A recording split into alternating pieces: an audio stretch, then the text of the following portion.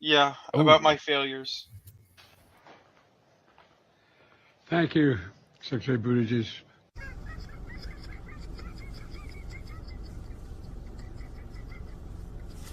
Somebody help that man.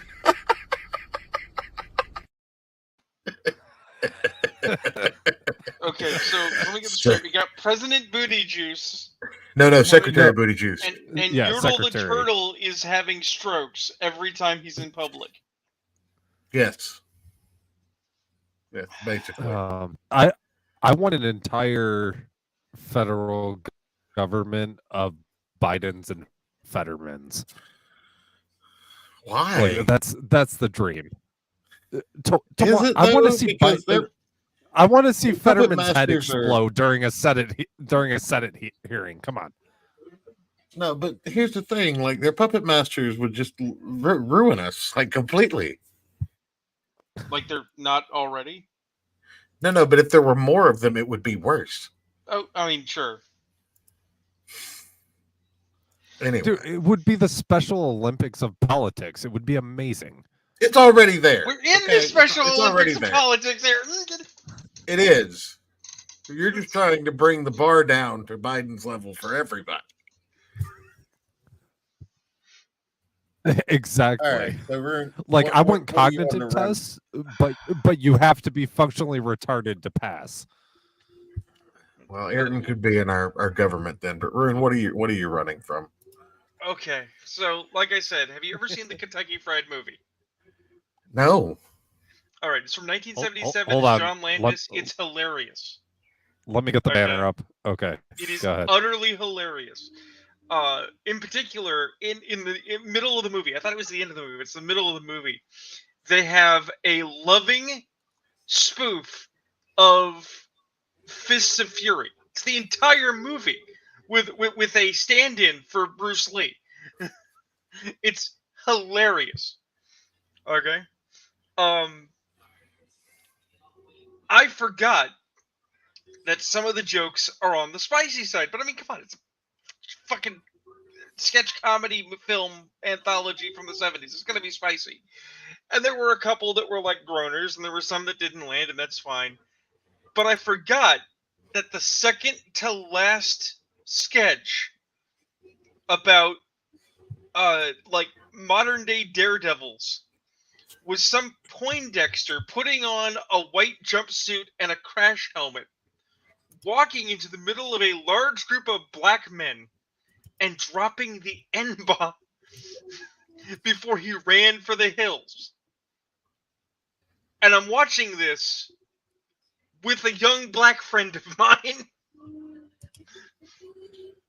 who has already put me on notice for all of the courtesy tits in the movie because she's in a room, thankfully wearing a headset, with her family. Yes. Yes, you've told me about this before. I'm sending things, Ayrton, in the order that we should talk about. Well, that's what I'm saying. This happened today. This particular instance. And Were, I'm like, oh, were you shit. watching it? Were you watching it with Ty? Yes. And that's the thing, okay. is like, I'm like, look, I'm real sorry. I forgot about that. I'm a go. I'm gonna go on show now, and I'm gonna get out of your hair for a while. You should watch.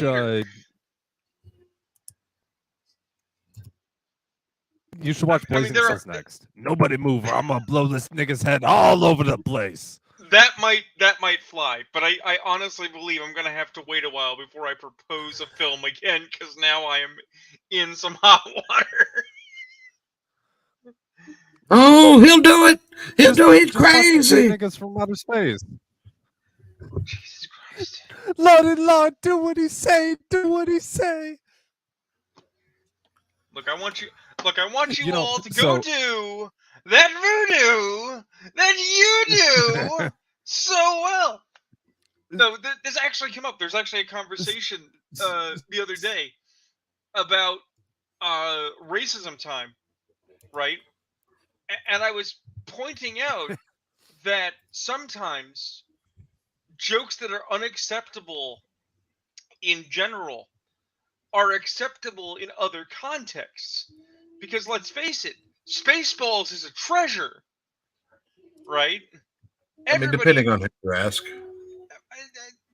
Not every joke She lands, doesn't look but Jewish. a lot of it's funny, right? But let's face it, all the jokes from their stand-in for Yoda about merchandising and being space Jews wouldn't land if Brooks wasn't a giant Jew. You know, it's literally part of his shtick. Well, and that's kind of the funny thing. So I rarely hear my dad swear. It's just not some unless he's like working on a car and it's an American car, which if you've ever worked on an American car when you've been working on German cars for 30 40 something years, anybody listening will know what I'm talking about. But if he's quoting a movie like Blazing Saddles or anything from Mel Brooks, like he will straight up say it. He will say the entire line, and it's the funniest thing. Yet again, it's one of those things where, kind of like Rocky Horror Picture Show, I'm sorry to report, I actually don't care for Blazing Saddles, and it's not because it's not hilarious. It fucking is. It's brilliant, right? But the first time I saw it was on regular TV. So you got to think about the insanity that TBS thought they could show Blazing Saddles, and they cut out all the jokes. They blanked out all the uses of the N-bomb. Everything that makes the movie the what farting it noises is. in the campfire scene. The entire ping pong paddle scene was blacked out. You have no idea what they were saying, right? So what's the point of watching the movie at that point? And then that was the dumbest thing, is trying to play Blazing Saddles on TV. No, when my dad first showed it to me, like he went and got it on DVD. But that's the thing. Yeah, you have to. When I finally saw it, right, I'm like, oh man, this is gonna be so good. It was like, yeah, I've heard some of them jokes. It was just about spent. I had the same problem with Holy Grail. I had the same problem with Rocky Horror Picture Show, because it's not that they're not great, but they've been around long enough. Everybody's heard the jokes. Everybody's done the bits, right? No, the magic in those things comes from being the first person able to introduce it to someone, I think. Right. Or being introduced to it for the first time, like fresh. That's what I'm saying. Like, if it gets burned on you, it's burned forever. Well, you have to not be a contrarian asshole like me, and be willing to experience it whole cloth without, all of the jokes being able to be spoiled and ruined by just pop culture referencing. Well, that was my thing. Is I'm grabbing my friend and I'm like, hey, you saw a bit from this movie. Let's go watch it. And they're like, no, I don't want to. It's like, hey, I watched a thing with you that you wanted to watch for an hour and a half. You can watch this. And they're like, okay. And I thought watching Kentucky Fried Movie would be great. I thought it would be a wonderful time. And not only did we have that particular embarrassment, but like I said, not every joke hit. And it was the horrible realization that some of those jokes don't hit because Ty is like 10 years my junior. Right? There's so am I. Bit. Well, yeah, but for instance, there's a bit towards the end of the movie that's a courtroom spoof, right? And Wally and the Beeve are in the audience, right? But the joke is that these young people that are Wally and the Beeve are Wally and the Beeve from Leave It to Beaver, where they were kids, right? I know that joke. I think you were a little hard on the Beaver. So was Eddie Haskell, Wally, and Miss Cleaver. Right. The thing is that I knew that joke because my old man knew that joke and he thought it was hilarious. Right? So I was like, oh yeah, no, that's pretty good. Right? But I can understand how someone who's never seen Leave It to Beaver would never get that joke. Like in a million years. Yeah, I would say when like my dad and one of my buddies' dad and stuff like that started showing us like Monty Python and Mel Brooks and like Dumb and Dumber and stuff, we're probably way too young to be watching those movies when they first started showing them to us. Ace Ventura And falls into that category as well, I think. Yeah. Now, Yeah, Even Ace for like mine Ventura, and Rune's generations. now, see, in the realm of different strokes for different folks, I don't like Ace Ventura, but I love the Naked Gun. Naked Gun was good, but I also there were some nuances to Naked. Well, there were some nuances to Naked Gun that you still only catch up to as an adult. Like you got some of the slapstick, but there are some nuanced jokes thrown in there that you can still enjoy rewatching it as an adult. And that's something that a lot of these like. Go ahead. Oh, I was gonna say my point is I think the difference why those movies and shows and stuff are still so funny and stuff to me is because I saw them before I got to the age where you heard people quoting them in a pop culture reference. You know, like I was the person quoting them in the pop culture reference before everyone else my age. And my mom hated it. She was so mad when she first found out that I had seen Monty Python at the age I did. Well, the other thing is that sometimes weird connections. It was hilarious. So, sometimes weird connections lead you to something else. Like the reason I like Leslie Nielsen movies, because I also like Spy Hard and Presumed Innocent and Repossessed, right? Is because my dad would watch the Naked Gun movies. Naked Gun movies are hilarious, but my dad would also watch Forbidden Planet. And when you get told that Leslie Nielsen's the lead of Forbidden Planet, it's like, holy shit. Because you think he's a funny man, and just a funny man. It's like, no, he used to be a dramatic actor. He used to be a serious leading man actor back in the day. Which is just the greatest. Well, one thing I think that, kind of got brought into the picture here that I can't really relate for the simple fact that while you guys bring up stuff like Naked Gun and Monty Python, when I was young, I was introduced into like 80s shit.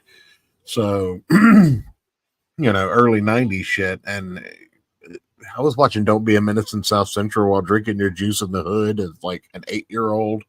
I saw heavy metal at a very inappropriate age. See, that's the funny part. I saw heavy metal at a very inappropriate age with my parents. They were down, right? What pissed me off, the worst experience I ever had, yet again, seeing a movie on regular television, was when Turner Classic Movies, or no, not Turner Classic Movies, TNT, the Turner Network, had heavy metal on one night. And I was like, oh, I love heavy metal. And it was the most awful experience ever for the weirdest reason. They cut out all the sex, but they left in every gory, violent moment. And it was just unpleasant to view. It was like a snuff film. Right? Oddly enough, like some titties was a nice release from some of the other things that go on in those movies. And it was just the weirdest thing to discover that I, who enjoy slasher flicks and horror movies, was like, this is fucking pornographic and wrong. I mean, yeah. So now that we've gotten that out of the way, we really diverted from why Rune is hiding into a discussion about inappropriate films at a young age. Ayrton, have you got that first link queued up? Yeah, we actually will talk about interesting and topical things tonight. It'll be amazing. 1 second. Let's pour one out and do it right for Larry. I also believe we have to pour one out for Arlene Sorkin and a couple of wrestlers. Yes, the voice of Harley Quinn. We got a Bray Wyatt. Yeah.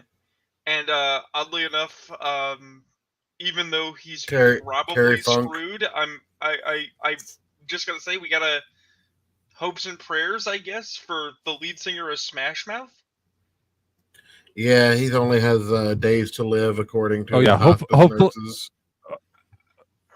I mean, if they get a hopefully liver, the days keep coming for him. Because I don't want to say pour one out for him. He's not gone yet. But so the first thing we've got here is SAG AFTRA board. What is the AFTRA board? What does that mean? That's something gay. Yeah, something. All right. So article. The Screen Actors Guild and American Federation of Television and Radio Artists. SAG. Oh, I thought it was a faggot to run a train or something. Jesus fucking Christ, dude.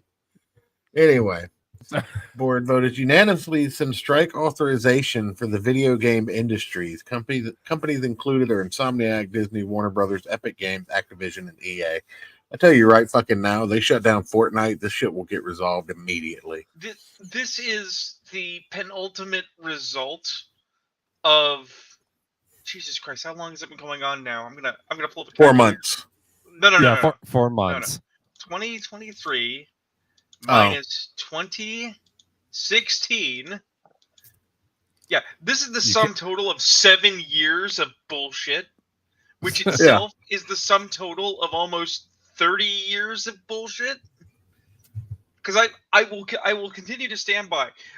While the AI thing might be a new component, and certainly new facets like streaming and people getting paid their due for their jobs, the vast majority of the complaints are the same complaints that talent had in the 90s that got basically shoved under the rug during the Screenwriters Guild back then. But by the strikes then. Because shows kept making money. Because it was TV. The thing is that this has been compounded. It's been exacerbated by the politicization inside. Because the companies are literally at war with themselves internally. They're no longer equipped to deal with the fact of what happens when the labor doesn't want to work anymore and wants to get paid. Weird as shit. I mean, usually they would just replace the labor. So, I mean, I would be sending out applications whole cloth if I were. Right, you just pick up scabs, but we're talking about people who they don't want to just pick up scabs because those scabs might not hold the correct political alignment. They want to stick to their nepotism canon, and the nepotism canon doesn't reach far enough to support the entire industry. Rune, what we're going to do, November 1st, I'm going to drive out there. I'm going to pick you up. We're going to Hollywood, and we're going to scab for all the writing jobs. I mean, I'm not in the guild, so exactly. It'll be perfect. I'll join this venture. We'll we'll fulfill our dream of writing for Marvel and Star Wars. We'll fix it. We'll fix all of it. And we'll fix all of it by just hiring Nicolas Cage for every single role. Well, look, the obvious answer is you get into Marvel, you make good product for Marvel, you make Disney that fat money, and then when Disney's not looking, you buy specifically Marvel comics out from under DC or out from under Disney. Disney can have their fucking movies and TV. I don't give a shit. Give me the comics house. No, we'll just grab Marvel comics and just like leave when we get escorted out of the building eventually. Yeah, no, it's like we take Marvel comics in a box and we just take the comics. We won't buy it. We'll just steal it. I mean, steal. Is it really a difference in Hollywood right now? I mean, you want to know what the funny part is? They have been talking about this future for decades. Because I can just imagine that right now, Hollywood looks like OCP in RoboCop 3. It's just two guys walking down hallways talking about the fall of the Roman Empire, and everything's on fire, and everyone's screaming, and people are jumping out of fucking windows. You mean like our Discord? Are people dying in our Discord? I haven't noticed. No, talking Rome. I don't even go in there anymore. It's a scary place. I still go in. It's fun. I figured our Discord was mostly just overgrown and full of mushrooms. Well, it's those weird, like really thin yellowy mushrooms when you have too much moisture, like in a Right. bathroom or something. Yeah, it's like those kind of mushrooms. But anyway, what I'm actually getting at, putting aside the silly for the moment, is the original debate was movies, TV, and streaming. Now it's going to be movies, TV, streaming, and games. It's going to balloon out. It's going to affect every facet of entertainment because the entertainment conglomerate has become so large that everything affects everything else. Because I seem to recall I saw a thing where they were getting on voice actors for not jumping on board and showing sufficient support. Right? Except, wait a minute, we're just coming off of the pandemic of undisclosed Chinese origin, right? Where are these people supposed to work? Where are they supposed to make their money? Are they supposed to hold down fucking jobs at McDonald's while they're on the strike? Because that has always been the thing. When there was a TV strike, there were still movies being made. Probably make more money at McDonald's, to be honest. It's a sad fucking statement. Then again, I shouldn't be surprised, because that's one of the criticisms of Marvel, is that Marvel Comics has not increased its wages for talent since the mid-90s. Yeah, I want to say, but since Jim Shooter's talent's run. kind of in quotes nowadays. Right. I'm just saying, any industry that has not increased its wages to meet the economy since long enough, right? We'd actually have to look up which administration by which editor it was. That's a industry in a bad way. That's all industries, though, right? That's all jobs. No one pays a living. See, here's the thing: a lot of people don't get, right? Like, we talk about a living wage and we throw that statement around. You know what a living wage used to be? You know what it was before, our parents got fucked by their parents and their parents got fucked by their parents? You know what a living wage used to be? You used to be able, as, a head of household, go out and work a job and support an entire family. Right. Now a living wage is considered what it would take 2 or 3 people to contribute to a single household to keep it afloat. The thing don't forget Woodrow Wilson signing, the Federal Reserve Act. Here's the thing. I'm not even shit talking about Nixon. All he did was set up a couple of recorders. See, I'm not even talking about living wage, although that would be the ideal, right? I'm saying that if we are to believe information that has come to the fore about the comics industry, right? The comics talent actually lives under the poverty line.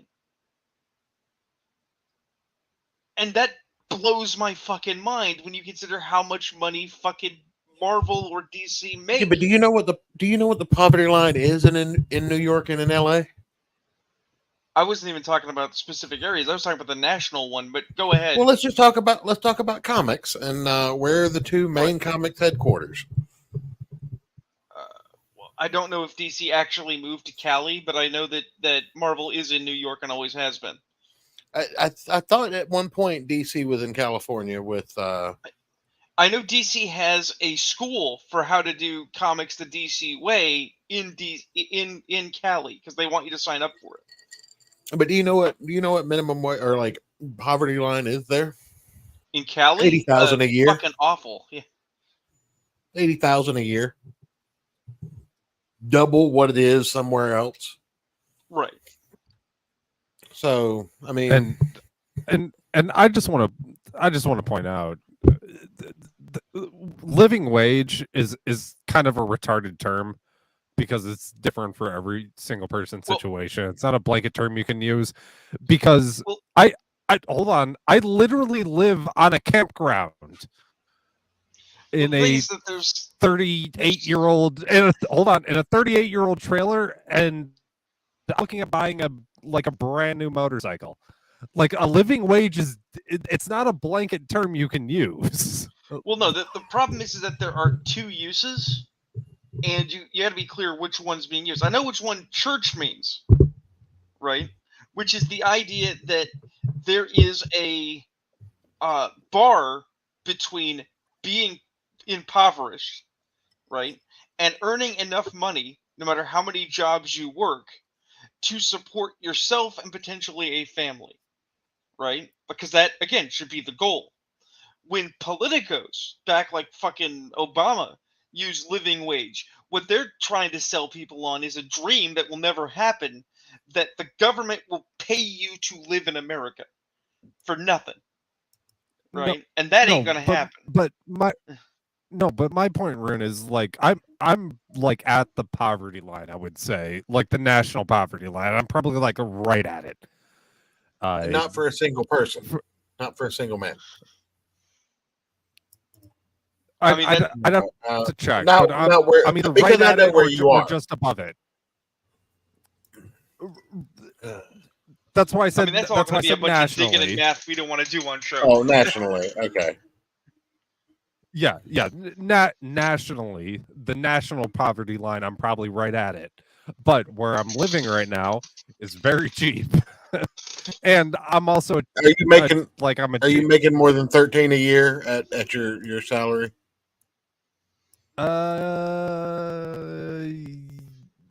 Yeah. Okay, then yeah, you're above the poverty line. Like I thought the poverty line was like 20. No, that's for a family of two. Okay, but whatever. Okay, so I'm a little bit above the poverty line, but I'm also a cheap ass. So, like, I don't spend a ton of money, and I don't have that many bills. Like I have, but you also don't own a home. Like I'm. Well, if you owned a home, you would be hurting. Like you don't have to pay property taxes on land. That's why I'm saying like living wage is kind of a bullshit term. Your mode of transportation uses less fuel than average. Oh, so much not less your fuel big, than average. Right. So I mean, you're not putting in $60 whenever you go to fill up in a normal sized tank. No, I have to put gas in my bike like maybe it's like every 3 weeks. So I mean, yeah, you could literally tell people you can be effectively homeless, live below the poverty line. I think they know that. No, well, I mean, what I'm saying is the term living wage is kind of bullshit because I live fairly comfortably. It's based on a series of, but here's the thing: it's based on a series of standards, many of which you've pointed out that you don't like come to. That's the thing. Like, it's not a bullshit term. It's just based on a series of standards that don't meet your situation. Well, let's be clear. Because I designed my situation not to have to succumb to those standards because I knew I had ways around it. Guys, this isn't an argument. You're talking past each other. Here's the thing: it's not a bullshit term, but it is applied in a bullshit way by people discussing it. That's the problem. And what I was getting at isn't that it's not. I'm not saying that it's not a term that is inflexible. I'm just saying that it's based on a series of standards that your average person does succumb to. You groceries, stuff like that. Now, if you live on a campground, there's a good chance that you have some kind of not necessarily communal setting, but you may be able to buy food at a cheaper rate because of where you're at. Well, that's speaking in the South. Well, yeah, but I'm saying, are you going to a grocery store? Or is there like a farmer's market and shit like that that you also have access to just because of where you live? There is a local farm that I'll get a couple things from, but most of the time I just go to a grocery store. Right. We'll see. Because my thing is that I accrued debt while taking care of my mother after getting free of my debt. Yeah. And right now, I earn enough to tread water. Mhm. But if I could strike it lucky, right, or get a higher paying job and get out from under this debt bucket, I earn enough to maintain my living style quite comfortably. And Right. here's the thing: like most people aren't making enough to where getting the flu isn't like detrimental to their living situation. You know, people miss a week of work and then they don't have vacation to take for it or whatever. I mean, that losing a paycheck cripples families these days, and it didn't used to be that way. Like you Well, actually had room and for savings and room for a nest egg and things like that, and that's just something that we've gotten away from as a country just because of the well, lack of and wealth. actually, Carry on. well, actually, Rune made a really good Rune made a really good point. Actually, debt, I think, is the biggest problem. Oh yeah, national As debt far as that causing goes, inflation like, of well, national debt's the biggest problem yeah, of it all because and you can also constantly print money and overinflate the value of it. right, and personal debt too. Like that, I've Yeah, been very careful over the past decade to accrue very little personal debt. Like I don't have a credit card. Like I right. I don't refuse to owe get a credit anybody. card. Actually, the only thing I may owe anybody is I may owe the hospital something that I'm never going to pay. Like But I took as far as I took credit card debt or anything like that, I've never had any of that. Well, that's one of the yeah, one of like the fun ones. I took a loan out.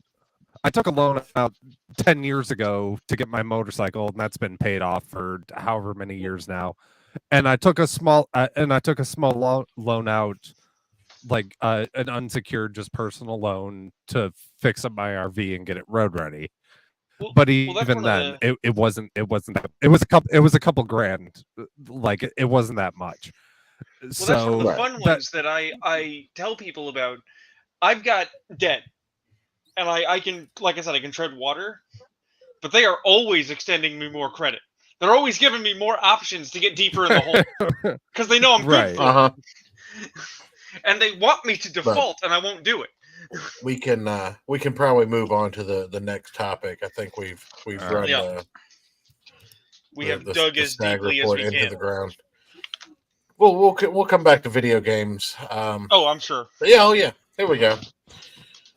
This is a 2-part tweet, so you'll scroll down, Ayrton, and there'll be another part to this tweet that this is quoting. Well, I am just about back at the machine, so I will look at this tweet, and I shudder It to is, think Oh, what it might be about. I'm down at the main tweet. I'm not at the quote. Oh, okay. Do you want to start with the So quote? I was the I was the top female streamer on Twitch, but they never reached out with any recognition. Amaranth doesn't think Twitch recognized her. Well, first of all, who the fuck is I Amaranth? recognize I recognize these right here. But Also, how is Twitch supposed to recognize you exactly? I was under the impression that you go on Twitch and you shriek to be heard along 300 million other monkeys. No. This is the titty streamer. She wants a golden butt plug that says Twitch on it. Well, here's the thing. Now you can scroll up to the quote tweet. What Amaranth doesn't get, to paraphrase Dave Chappelle, is they were helping her with their silence. She broke TOS numerous times. There's a YouTube link. By ignoring her, she got to stay on the platform, and they got their cut of her simp money. Twitch made this woman a millionaire. They did not ignore her. They did not demonetize her. She's a fucking millionaire. What's her fucking problem? Right. It's never enough for him. Can we get a titty streamer co-host on here? Look, I was just talking about. That's what you are. I was just talking about the fact that I live in debt. Okay, and I live off of food stamps and fucking SSI because I'm a little cripple boy. The woes and tribulations of a millionaire do not fucking impress me unless she's giving me $10,000. I'm gonna skip ahead in the Rune, thing just here show your because I want to hear Rune yell about show this. your tits on Twitch. Okay, which one are we skipping to? I'm sending it to you next. Okay. Rune, have you heard about Oprah Winfrey and Dwayne the Rock Johnson? I have not. Apparently, you have, Ayrton. No, I haven't, but the various scenarios that are playing in my head are hilarious. Okay. All right. A weird Lethal Weapon porn parody is kind of what I'm coming up with at the moment. Well, here's like here's Oprah going like looking at The Rock when he's trying to get her to do some weird BDSM shit, and she's like, "I'm too old for this shit." Yeah, I'd watch it. Here's the link, Ayrton. It's a CNN. All right. So you guys are aware that Maui's been on fire for like 2 weeks now. Yeah. Okay. Yeah. Oprah Winfrey and Dwayne the Rock Johnson launched Maui Recovery Fund. I wonder what that means. I mean, Dwayne is an islander, so that makes sense. I wonder. Oh well, I'm sure it has nothing to do with the property he owns on the island. Right. Oprah He's Winfrey and Dwayne the Rock Johnson. Not Hawaiian. I understand that. He owns land on Hawaii, though. Oprah Winfrey and Dwayne the Rock Johnson have launched a recovery fund for people who lost housing in the Maui wildfires. The pair announced in a video on Instagram Thursday. The two stars together donated $10 million to get the campaign started and are inviting the public to help in the effort. Let's take a step back. Let's just pause. Just pause right there. Worth way more than $10 million? Oprah bought an avocado farm because she was tired of store-bought avocados.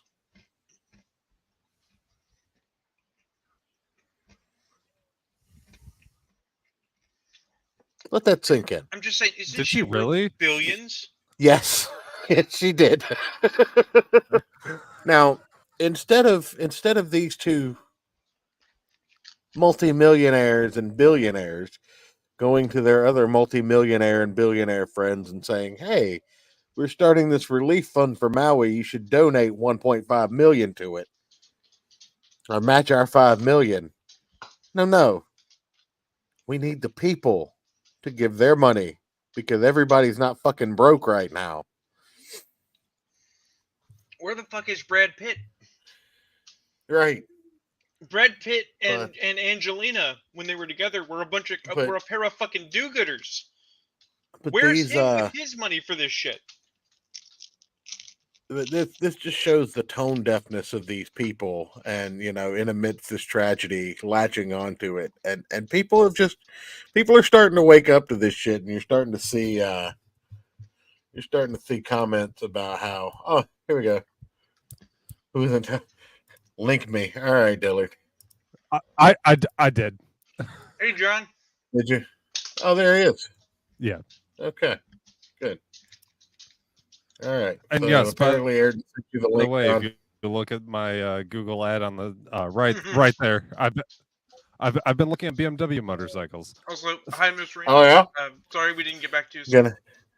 Gonna have a Beamer? Are you? Oh shit, dude! I love BMW motorcycles. I've ridden a handful of them. They're so nice. It's been a while, man. John Dillard's so cool he can smoke in his house. Hey, what's going on, guys? What's up? We're talking about how's people it going? Who don't sell their avocados. Clearly. Yeah, avocados are great. I love avocados. You guys don't like avocados? No, we love avocados, we're John. Down with avocados. We're talking about how much money Oprah has. No, fuck avocados.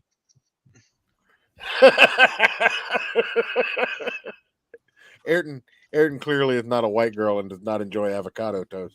Ayrton clearly That's does not right. I mean, understand. avocado goes in guacamole. I mean, Yeah, avocado goes in your Guac- tacos. guacam- It can go on your I was gonna say- Guacamole is hamburgers. gross. Yeah, Ayrton Everybody clearly loves does not- whack-a-mole.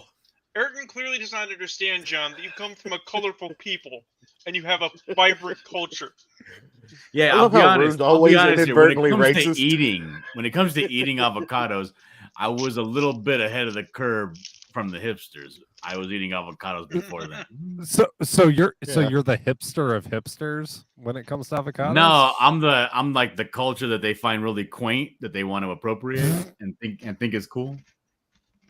I mean, you are quite Commander, quick, John. Commander, we got Dillard. It's a good night.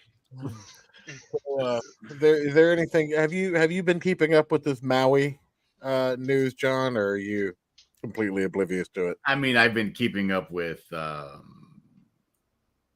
what they've shown me. I haven't done like any like personal investigation. Well, have you seen The Rock and Oprah starting to catch shit for begging for money for this this relief fund that they've started? Oh yeah, isn't The Rock worth like somewhere in the neighborhood of like $700 million? And he offered. He threw a little five towards it. Wait a minute. Let's assume that that's true. Isn't giving 5 million when you're worth 700 million like the equivalent of giving somebody a 5 spot? Well, that basically like me personally is the equivalent of giving somebody a nickel. Right. Hey, all I know about this Maui thing is I ordered a Hawaiian pizza from the local pizza joint and it came out burnt. So that is a surprisingly subtle joke for you, Ayrton. Good job. What? What do you mean? I It wasn't a did joke. have- They I give it did to have me ever seen yogurt the burnt and pizza that they pineapple for breakfast. Has the price Hell of yeah. pineapple gone up yet? Probably. Now I need to. Man, Now I'm gonna look that I'm gonna up. be honest here. Man, fuck them Hawaiians. Like when I think of Hawaii, right? It's either basically very racist Hawaiians or the rich people in Beverly Hills that are too rich for Beverly Hills. And crystal meth. Wait, that's just Indian reservations. You are correct, Commander. Pineapple does not belong on pizza. It is true. Yes, it does. Fuck both of you. It doesn't. It doesn't. It doesn't belong on pizza. Pineapple It's is great. disgusting. It belongs on pizza. It belongs in. Pineapple is the best thing. The only thing is about pineapple. Pineapple actively tries to eat your mouth. No, pineapple is so good. It gives you a warning when you've had too much. Right. That's because it's actively thank trying you. to digest your mouth. No, Yucky. I'm in a live stream with Church of Failure Yeah. right now.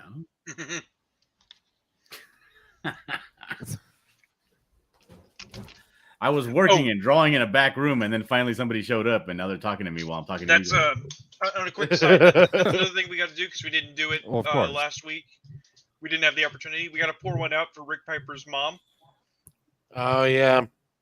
Hold on, give me Yeah. 1 second. I'll be right back. Yeah, go ahead. He's gonna leave when Rick we Piper. get serious. Yeah, Rick Piper, mom, R.I.P. It's a sad day. A lot of passings. Jimmy Right. Buffett died. Well, my Yeah. mom passed almost a year ago. Went to so the I know Margaritaville where and Rick is right now. probably hell. Men typically end up in hell, but he probably had fun getting there. He's probably having a cheeseburger. No, he's having a margarita, man. But no, seriously, it's almost exactly a year ago, in a couple of months, that my mom died. So I know where Rick is. It's not great, but we feel for him, and he's got friends, so hopefully he'll be okay. So actually, the price of pineapple has only increased from 2021 by what's that?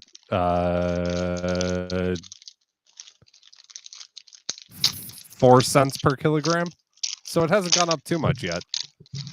The next set of links, it's going to be the Volition games.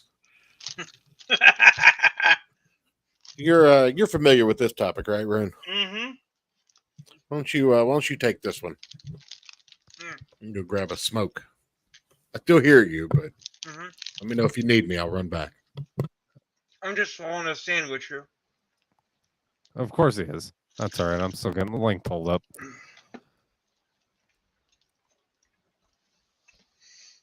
Let's see. A letter to our community. Do we have to read all this? This looks so gay. Nope. I can give you the shorthand. 30 years of making games. There are only a handful of studios in the industry that have been around for 30 years. Maybe. And we took a lot of pride over Volition being one of them. Volition has been around long enough that some folks forget what we made, but they certainly know our games. Refrains such as Volition made decent, or Volition made free speech, or Volition made that Summoner RPG with that hilarious video are not uncommon. Sometimes it's easier to remember the games more than the studio that built them, especially for those that have been around as long as we have. But all good things come to an end, and so it is with Volition. God damn it, will you quit putting your goddamn name in this fucking statement? After 30 years, Volition has closed, and we wanted to say a few final words. We don't need their platitudes. You can stop. You are spared. Good, because it's getting hard to pronounce Volition over and over again. Because here's what actually goes down, because this is hilarious. Over on the Razor Force, the Rageaholic, Razor Fist, describes this idea of go broke, get woke, and croak, because he's got to do a quippy little inversion of the popular go woke, get broke mantra. But it doesn't matter, because either way, this was fucky. So, Volition made a couple of really good games, and made a reasonably shit GTA knockoff called Saints Row. And the first one did well enough to support a sequel. And they said, you know what? Let's lean into it. Let's have fun. I feel like GTA. I've heard of Saints Row. Right. So they did Saints Row 2, and they said, hey, this comedy thing kind of works. People enjoy being a madcap criminal. So in Saints Row 3, they leaned into it harder. And they were a bunch of goofs fighting a competing criminal cartel while being chased by a PMC led by a stand-in for, what's her name? The Alaskan senator who was a crazy woman, whose name I have completely forgotten. Sarah Palin. Yeah, a stand-in for Sarah Palin was after the Saints. And then in Saints Row 4, they said, okay, we've got the model. We know what we do. We do over-the-top ridiculousness and pop culture references for people who love them. So they made a game called Saints Row the 4th, where you are the president, because you defeated the PMC in a mission called Saints Dark 30, right? And as the president, you get to decide before the alien invasion whether you're going to cure cancer or end world hunger, because you're the coolest president ever there has been. Is this where I start eating sleeping pills so that I never wake up from this nightmare that you're talking about? No. Can you choose neither? I mean, no, but really, does it matter? Because you're the coolest president ever. And the alien invasion comes, they put you literally in the Matrix, and you have to lead the They Live style revolt against the aliens, which, I kid you not, ends with time travel and intelligent raptors from before the land before time. Okay? It is every bit as ridiculous and awesome as you think it might be. Okay? And Volition had some money troubles after this game, because game making is expensive. Right? So they got bought by a company called Deep Silver. Okay. And then Deep Silver got bought out by this newer company that I forget their name. I want to say something purple. Doesn't matter. The important point is that it got passed around. So they made a Hail Mary. They said we're gonna make another Saints Row. And everybody went, yeah! And then they said it's gonna be a reboot. We went, okay, I mean, you did go all the way to space and time travel. That might be a bit far.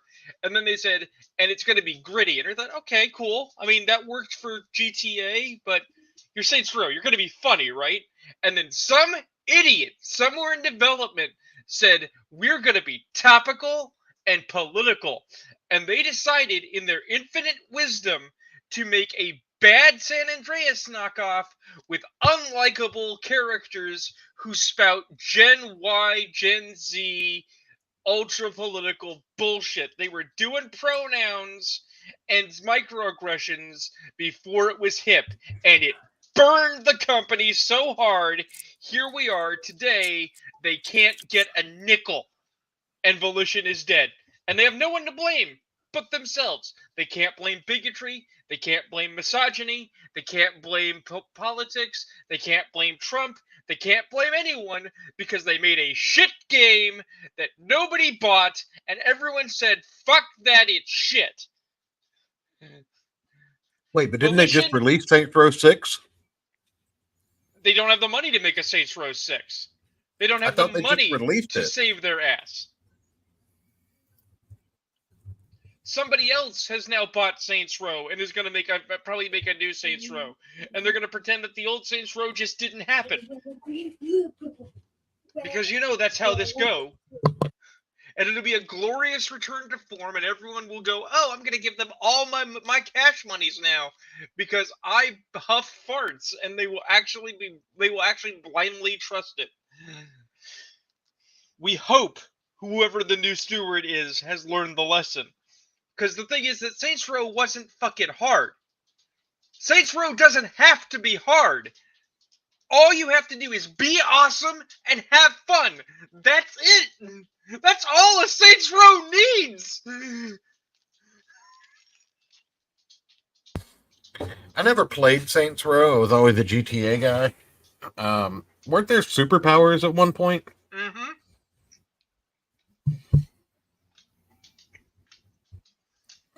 I mean, yes, technically there are superpowers in GTA, but they're like action star superpowers, not superhero superpowers. The joke of Saints Row is that in the fourth one you get powers that are a direct knockoff of the superpowers from a game called Infamous, right?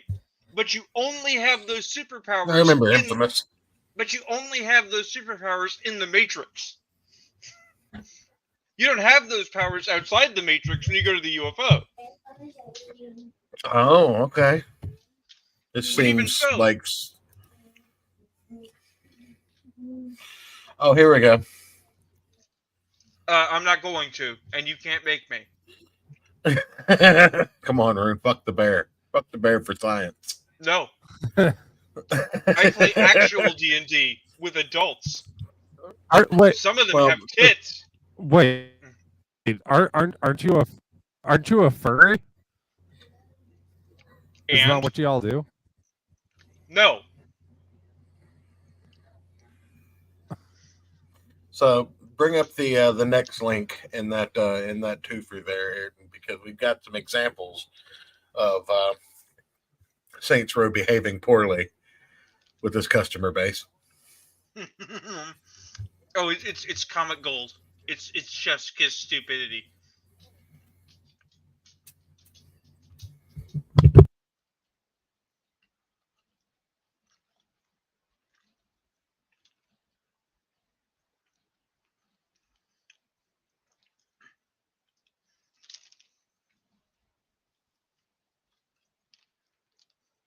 Also, can it finally just get cold enough to kill off mosquitoes? I would like that to happen, please. I mean, I'm getting sick of fucking gnats.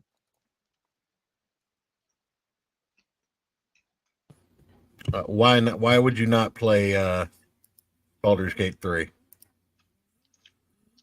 Because it's a shit game and a spectacle of itself.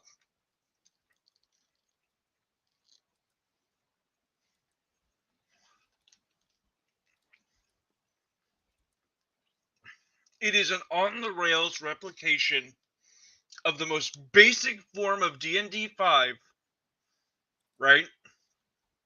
And even then, does not ably replicate what it's trying to replicate.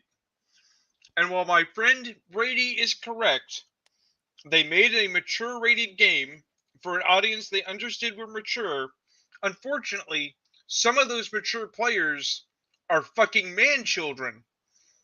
And they decided to lean in to the number of things you can fuck in this game. Okay? It's not D&D. It's not a bold adventure. It's not interesting. It's not deep. It doesn't have lore. It's fucking Forgotten Realms plus penis. It doesn't deserve my money, and it doesn't deserve yours either. I mean, I don't have like deep lore, and I like to fuck things. Do you want to fuck a bear, Ayrton? Do you want to fuck a vampire twink? He probably would once on both counts. Do you want to see a hobgoblin fucking ogre? You know, so I would say if I could pull off fucking a wild bear, I can't wait to hear this. Impressive. No, it's not I a feel wild like that's bear. so good. No, it's not a wild bear. The argument being given is it's a druid, and when the druid gets horny, they can't control their form. So you're fucking a druid in their living fursuit. He would definitely do that, especially if the druid was hot. Yeah, like if the druid was like a redhead with freckles, you know, she had and then just bared out, like, and she had like nice legs, you know. Yeah, I probably would. And then she bared out and be like, "Well, I'm already here. My dick's out. It's already like in here. I might as well finish it off." You know. Okay. All right. So let's talk about mind flayers for a minute, Ayrton. Hey, do you know what a mind flayer looks like? No. Do you know what a mind flayer looks like? I'm gonna keep my money riding on this train. I think I'm gonna come out a full. Seriously, do you know what a mind flayer looks like? No, I have no idea. It's a 7 foot No, tall, I have no idea. It's a 7 foot tall cephalopod-headed monstrosity that destroys brains with psychic power and eats human cerebrum. Yeah, but does it have nice tits? It doesn't have tits. They don't have tits. Oh, well, then I'm out. Because it doesn't... Oh, it gets better. They don't have vagoo. They don't have penises. Because they replicate through parasitism. They put a parasite in you to transform you into one of them. Xenomorph-like. You know, I had an ex that did the same thing. Now, here's the winner. At the start of the game, you get a parasite put in you. Part of your quest in the play is to get that parasite removed. So explain to me, why then I have a romance option for a mind flare, and I can make a roll to be able to successfully kiss it, because nothing sounds smarter to me than putting my face in the orifice surrounded by tentacles of a fucking octopus that rips brains out with its mouth. What about now, Ayrton? So okay, that's not official art. So Rune. Fuck you. Rune, I put my face in an orifice where there was I definitely got something, some sort of orifice. They have pills for everything now. Like, you have to bathe in penicillin for a bit, you know, and it gets rid of it. It's fine. What you do though is, if you think you have like chlamydia or something, you go to the, you know, like the Minute Clinic, and you say like, "Hey, you know, I fucked this girl. She was she said she was a virgin, now I have chlamydia, and they'll just give you the pills. They won't like shove the Q-tip thing down your dick to do the test.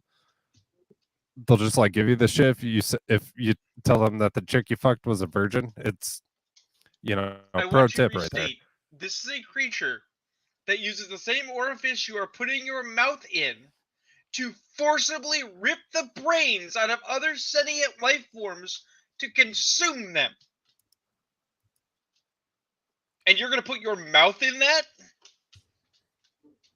Again, they have pills to take care of it. Would you tongue fuck Zoidberg? Is there not Zoidberg, but like the female Zoidberg with like the tits and shit? No, that tried to fuck Fry? They all look like Dr. Zoidberg. All of them. They don't have sexual definition between their types. I don't know. I'm just saying. I feel like your argument's a bit weak here with today's modern medical technology. Yeah, but that's just it. You don't have today's modern medical technology. You're living in a medieval fantasy hellscape with magic. You fucking hope you're not going to catch mummy's crotch rot from that thing. Behold. That's what you want to put your fucking mouth on. Want to, but But that's the thing. The makers of Baldur's Gate 3 have ordained you have the option if you want to suck face with it. And I'm like, some good news this week. After 9 pints. There has been some good news this week, guys. All right. The Dominique Thorne-led series Ironheart has been pushed in Marvel's upcoming release schedule. So has Born Again. I love Charlie Cox, but his Daredevil's not coming back. Ah, damn it! That kind of makes me sad. Was excited. I was excited for Ironheart. I wanted another overtly racist Marvel movie. Like, I mean, you're going to get one. You're getting the Marvels. Maybe. Hopefully, the writer's strike holds out long enough to make that not happen too. I mean, this is why I gave that link to that drinker video. We don't have to watch it. I just wanted to comment on it at some point tonight because it's the weirdest example of the problem from the other side. Did you guys happen to watch that drinker vid? Not yet, but let's get through this before we get off topic. All right. I mean, it's not off topic, but it's related, so I can wait. Marvel is completely shaking up the slate of upcoming television series. Translation: Marvel is completely fucked and doesn't know what to do. Amid many changes, cutting fat. Many changes of the revealed Hollywood Reporter, came the Dominique Thorne-led series Ironheart was completely dropped from the calendar. The series, originally shown as the San Diego Comic-Con 2022, was one of the titles arrived to a very crowded 2023 slate, was targeting a fall release. According to the report, the strikes were a contributing factor in these decisions. So, which one was it? Was it shaking things up, or was it we can't get the show out because we don't have writers? Both. I'm pretty sure AI could write this. No. That would be ironic, having an AI write a show where there's a suit that's piloted by a human who's led by an AI. What's actually going on is they're, quote, shaking things up because they don't have writers, because the writer's strike is a convenient excuse for trimming fat that they knew was going to fail. Because they overestimated the popularity of latter phases. Because they have screwed the pooch royally on their cinematic universe. Secret Invasion also released for negative reviews. If Ironheart was going to be anything like Marvel's Race War, I would be so in. The series will see a young tech genius step in as a spiritual successor of Iron Man, creating the most advanced suit of armor seen since Tony Stark's original creation. I mean, it might be an advanced suit of armor, but I can see like a lot of her vulnerable bits, and it just seems like getting shot in the face while wearing armor is counterintuitive to the design. Here's the thing. Because I've said this before. Part of the problem that Marvel is running into is their selection of source material is piss poor. Okay? Infinity Gauntlet, Infinity War is late 80s, early 90s. That's golden age Marvel. That is peak Marvel. That is an excellent story to do. Okay? Mm-hmm. Nobody likes Riri Williams. Nobody has ever liked Riri Williams. Well, I think we can actually. Well. Her character introduction was never appreciated. She is not. We can expand that statement character. out to. It's not just Riri Williams. Nobody likes. What's his fucking name? Bendis. Right. And but here's nobody likes it when he inserts his children or his wife's children into things. Here's the thing, Church. You're sitting at Marvel right now. Okay? You get to make the decision. They're gonna make a secret invasion story led by Sam Jackson. You can't get out of it. Disney's already signed off on it. Now I have to ask, do you do a story about Riri Williams, unliked inheritor of Iron Man, which is a bad fucking idea? Or, since you just revealed that the Roddy that everyone was following, the new Roddy, was a Skrull, do you do a War Machine series about Roddy? You want to know what I do, Rune? And it's going to fuck you up a little bit, I think. Thing, but I mean, that's neither here nor there. I'm saying No. I have an idea for a show to be a spiritual successor to Iron Man without using Riri Williams or Rhodey. Okay, because I mean, Rhodey was Iron Man's or Tony Stark's quote unquote bodyguard on occasion. You open up and you see a set of flaming feet next to a pair of white boots and a defeated Victor Von Doom on the ground. By the way, did our offer for Marvel go down? I thought we were offering $12. No, yeah, it went down. It goes down every week. Eventually, they'll have to pay us for it. Okay. But anyway, you've defeated Dr. Doom on the ground, being carried away by whatever the super police are, and you have Victor Von Doom contemplating in a cell all his own and whatnot, and he actually escapes through. Escapes is a strong word. He gets free because someone else escaped and blew the prison up. Well, he learns that Tony Stark is dead. And then you turn Dr. Doom into the Iron Man. No, Infamous Iron Man was shit. No, I understand that. But you give it another shot in TV, because here's the thing. They've turned some good comic book storylines into shit in movies. Maybe they could do the opposite.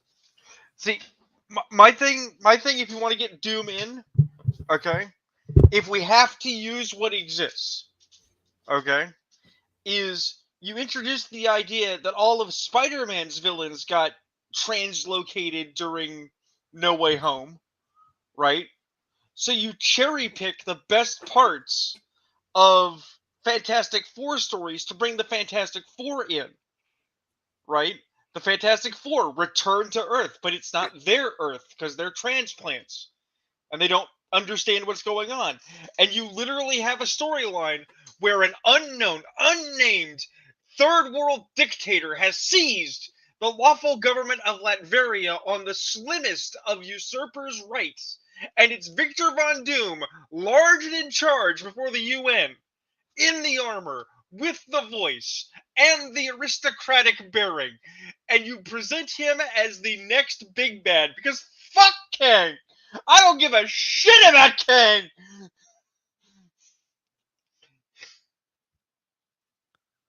But we was Kangs and shit, Rune.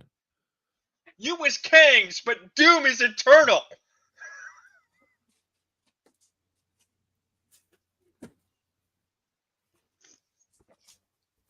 You could even rock the Casbah by revealing that Doom has been systematically destroying Hydra in Latveria, ousting them, revealing them, summary Well, executing them, making it a while hard we- day to be the Red Skull in Latveria.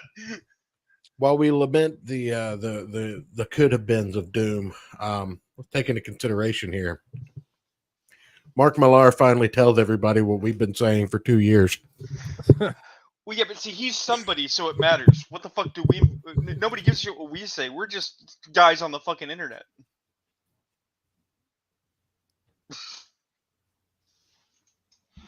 What's more, can I just point out, Mark Millar says what we've all been saying after being one of the people instrumental in fucking things up. He got his money. He don't give a shit. What exactly did Mark Millar do? Mark Millar, Bendis, the two Scotsmen, it doesn't matter. They're all a part of the same generation of current and former artists and writers who had a hand in creating the current environment that led to the new brand of idiots who are fucking shit up now. They got in, they got their money, they got the fuck out. They're either still there or they've moved on to other companies and don't give a shit about the results. Okay? And quite frankly, while I have seen multiple things Mark Millar has done, and I even like some of them, he is the bitchiest little edgelord. He fucking loves to hate on the thing that makes his bread and butter. I don't actually like his supervillain series. That's our show. No, we don't hate comics. We love comics. We hate on dipshits. Well, we do hate modern comics for the most part. Yeah. But you don't hate comics as an object. I like to think we don't actually hope the industry crashes and burns and comics never rise again from the ashes.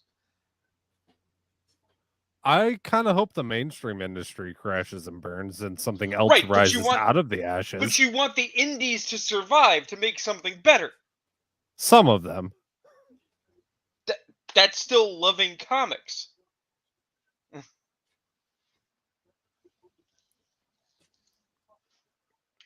That is still wanting comics to be good and wanting comics to get better. I'm down. I'm just saying, our show is a lot of hate. It is a lot of hate. It is a lot of anger. But I'm not getting paid Mark Millar money to then turn around and say, superheroes are kind of stupid. I fucking love superheroes. I don't care if they're fucking stupid. Give me Mark Millar money to say I like superheroes. I'll do it. Well, speaking of liking superheroes for some money, Rune, I have a video here. This is an ASMR. Oh god. Just for you, Rune. So let's just sit back and relax and enjoy the. I already hate you so much. I'm pretty concerned. I can't hear it either. My grandmother did have these in for 10 years, but she had to get them removed. What the fuck? Can't hear it? No, I can hear it now, but I still don't understand them because it's all tinny and shit on your potato. And what is he holding? What are they holding? What is it holding? It says audio. It says I'm sharing the audio. All right, hold on. Let me.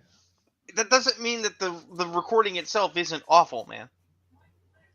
Yeah, that's fair. That's all the way up. Okay, so he is holding his grandmother's breast implants. My grandmother's breast implants. So before we start chewing you guys, my grandmother did have these in for 10 years, but she had to get them removed because she did get breast implant illness from having. Because you're not supposed to have like foreign objects in your body. And you're gonna put them in your mouth, you stupid fucking cuck!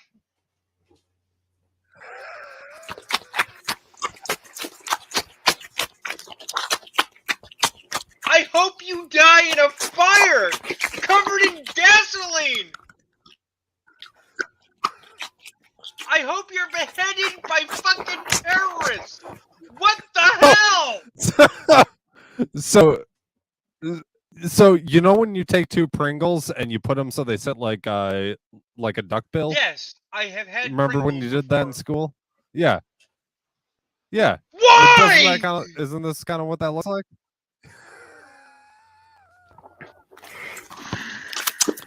tastes very implanty.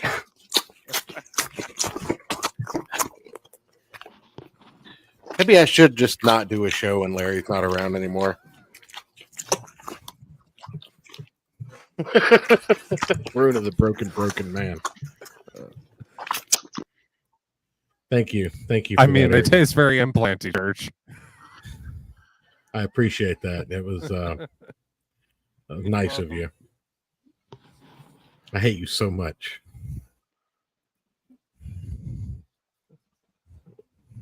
I hope you pee out of your asshole for the next week. I mean, I have another video. Let me just switch. We've already talked previously about how. Let's see. POV. You being trans is. No, we're not watching that either. No. You know what video we'll look at? Well, first off. I mean, small factoid. I don't know if we talked about it last time. Christian's out. We talked about it. Okay. The Sonichu medallion has lost his power. Oh, Jesus Christ! Well, because he was found, he was found not culpable. None of that shit happened. I hate you so much, Ayrton. What is wrong with you? Hey, I saw this from Anthony Cumia, so I'm so fucking glad that I have here's already a piece of Marvel eaten dinner. Here's a piece of Marvel news that I'm actually excited about. Method Man hopes to play Bishop in the MCU. I'd be okay with that. I wouldn't hate that. I like Method Man. I like Bishop. Maybe we could get a Days of Future Past movie with you mean one that Wu-Tang doesn't Clan suck? doing the soundtrack. Maybe just I'm sitting here, I'm tasting it with my brain, and don't hate it. Don't hate it, because it's better than the other option that occurs that does occur to my brain. Have you What's guys that? seen the trailer for Expendables 4? No. Well, first and foremost, the question becomes, why are we having Expendables 4 when the storyline is basically Expendables 3 again? Which is, they put together a new team of... At this point, don't they have to? I was gonna say, at this point, don't they have to replace basically everybody because they're so old and/or dying? But they did that in the last movie, so why are they doing it again? They are expendable, Rune. But what the joke here is that they grabbed 50 Cent because after his one bombed movie, 50 Cent still wants to convince people that he's a both street badass and an action star, and it's like, 50 Cent, you ain't never been neither of those things. Right? I mean, he got shot like twice. For real? Yeah, he actually got shot like 9 times. For Wow. real. Or nine times, whatever. Still not impressed. Yeah. The reason he talks like that, he got shot in the mouth. Let's see you get shot 9 times, Rune. I'm not that stupid. I don't do things to get shot. But I mean, he just lives in the hood. But here's the thing, though. My brain say that, like, there are places in the world that you could talk like this about 50 Cent and go with the risk of being shot. I mean, I used to live in one. I told you about how my dad made sure that the Crips and the Bloods didn't shoot in our house, right?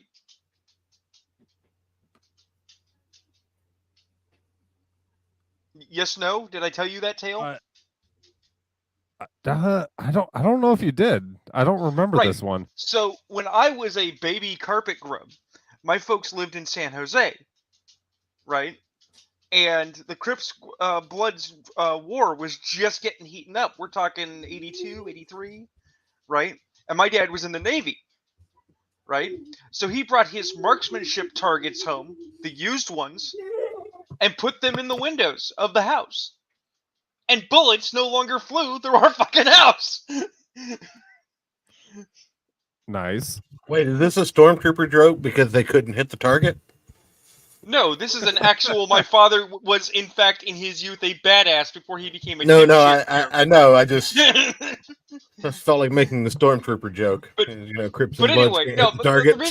the reason I bring up 50 Cent is because I can see some Hollywood dink being like, "Well, we need an action guy to be Bishop, and we need someone who hasn't read the part so that they can't corrupt the material and they'll do what we tell them to do." And I can see them picking up 50 Cent to be Bishop. I could see No, that. man, they'd in my have to brain. pick somebody like the Game with face tattoos. Right. But it's like, no. Method Man's got the look. He could pull it off. I've seen And then we Bishop could get with a Snoop buzz. Dogg to be Forge. Hold on, you're selling me on 50 Cent. Ooh. No, I don't want Snoop Dogg to be Forge. Snoop Dogg is, I do. is I kind of Forge- do. We can Forge is get a Nick Native Cage to be American, Bishop, man. Snoop You Dogg would to be theoretically Forge. need a Native American actor. D- Get Well, we would get get Blue Snoop Diamond Lion then. Phillips to be fucking Forge if you need. No, we get Snoop Lion. Snoop does enough drugs that he could be Native American and be Forge. Yeah. Don't you remember All Snoop right. Lion?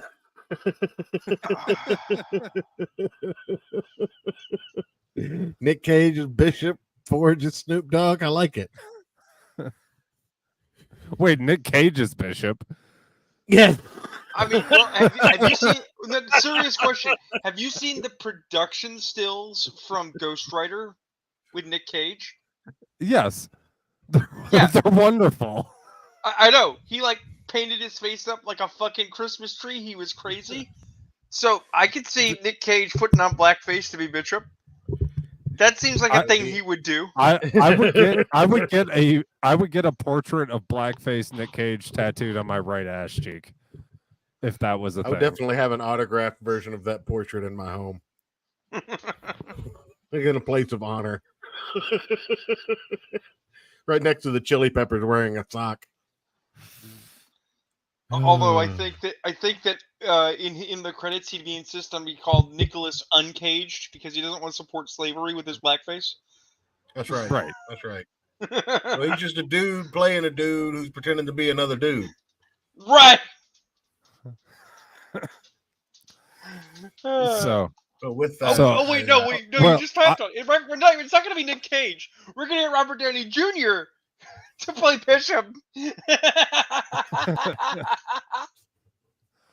So I have one more little thing. You can blame shit. Einbrecht. You can blame Einbrecht for this one. No, Church. it's funnier than that. I gotta throw this out there. You get Nick Cage to play Bishop. You get Snoop Dogg to be Forge.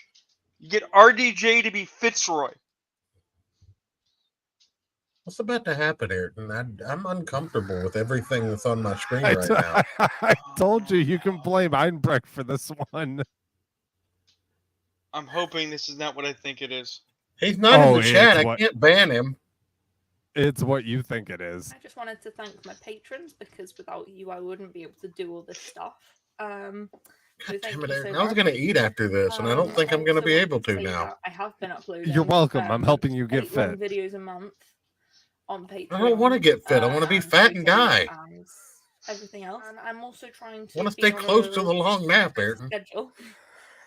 So I'm because of shit like this. Or at least trying to do videos. I just want to point out that I have been so ragey this show that there is a small dog who is coming up and putting his paws on my leg to make sure that I'm okay. Because you're not. Good doggo. Fridays. So thank you so much.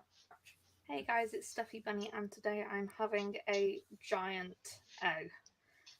So basically how I made this was So according to British people, this is an egg.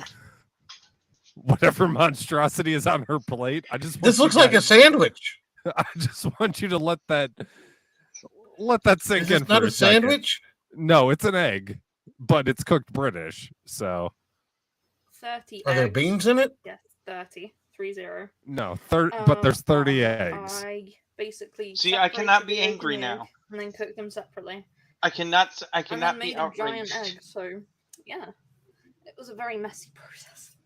But oh well, at least I've done it. Okay, I'm just gonna. What? Why is there an Are you ad? sick of having issues with your We're webinar? on StreamYards right now. Fucking Google. Fuck yourself.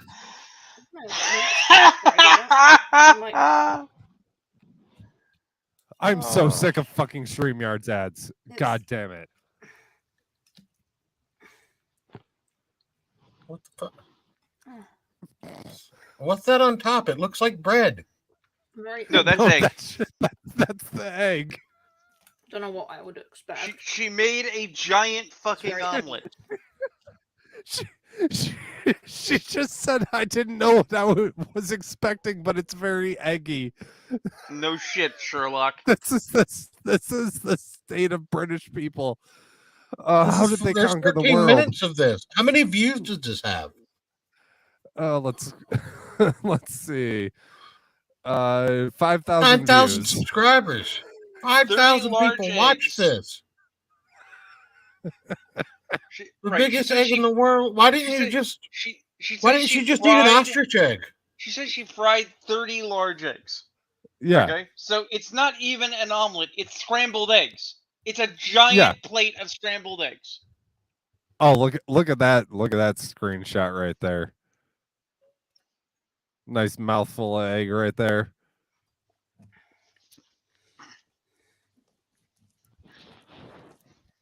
Yeah, a giant ostrich egg is equivalent to 24 chicken's eggs.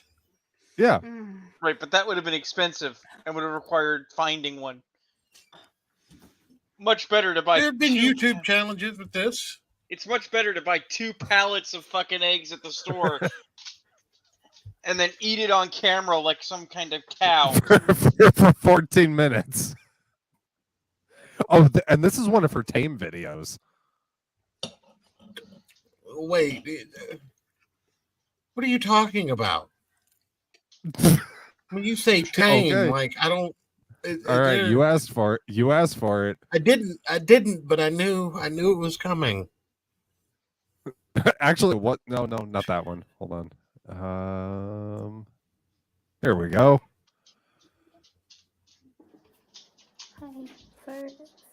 We'll just skip forward a little bit.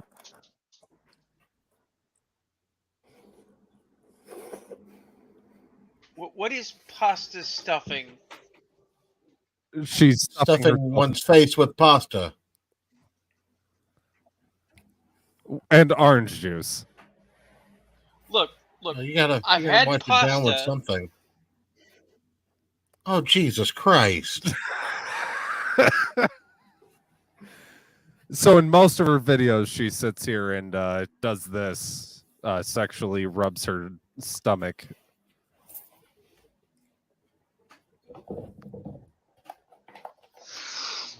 It's gonna be the future Mrs. Ayrton. Is this what you're telling us? No, Courting so this woman? Are you feeding? Are you paying for her groceries? So if she lost like 112 pounds, I might, but I would do it. But 112, a very specific number. No. See, here's the thing. Here's the thing. Hold guys. on, let me finish, Rune. But I would